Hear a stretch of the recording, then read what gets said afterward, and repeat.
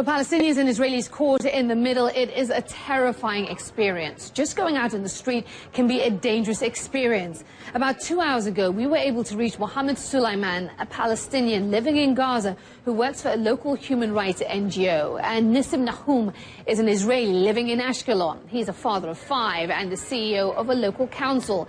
If you could drive directly between where the two live, it would only take you about 15 minutes. And while they share some common fears, they disagree on who's to blame for the current situation. I started by asking Mohammed to describe the situation where he is in Gaza.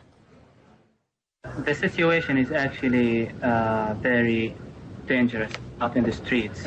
For the first time since I returned to live in Gaza 2 months ago, I feel that my life is at risk by merely being out in the streets. So yesterday, when the escalation started by the assassination of Al-Jabari, I went out in the street to check what was going on, and I literally felt that I could lose my life at any moment. And at the moment that now, at this moment, while I'm talking to you, I wonder if you can hear sporadic bombing going on outside. So basically, it's not a safe situation. People have stayed at their homes all day long. They have not taken to the streets because it's not safe to be outside.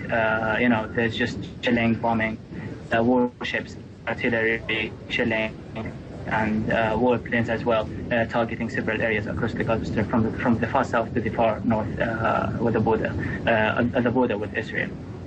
Nissim, I know you're listening to those descriptions there by Mohammed. Tell me about the situation in Ashkelon and what you guys are experiencing. In Ashkelon, we're experiencing pretty much the same situation as in Gaza, I guess, but with one great and meaningful difference.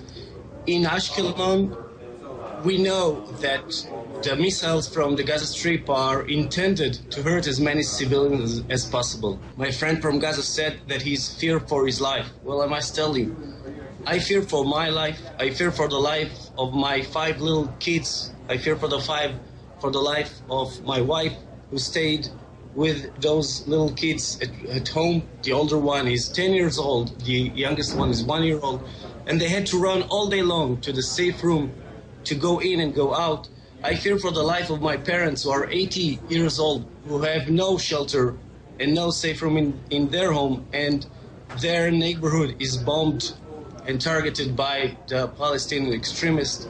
Mohammed, when you hear Nissim say that, when you hear him describe the situation where he is, what goes through your mind?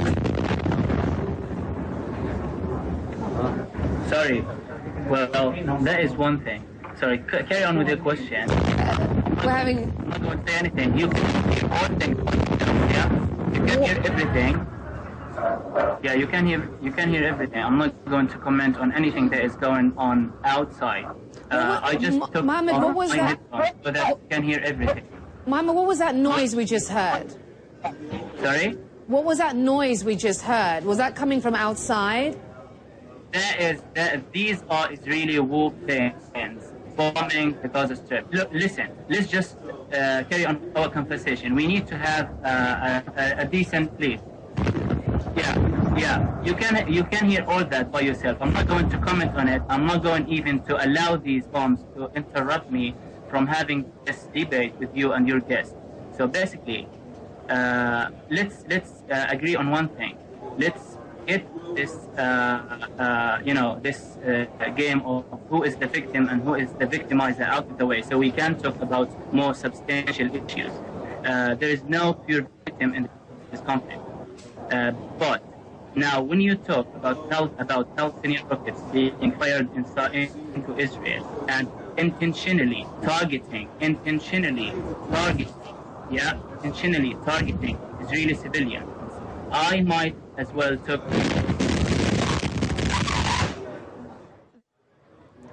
We're back live now. You heard that last boom that interrupted our conversation there. We want you to know that Mohammed is okay.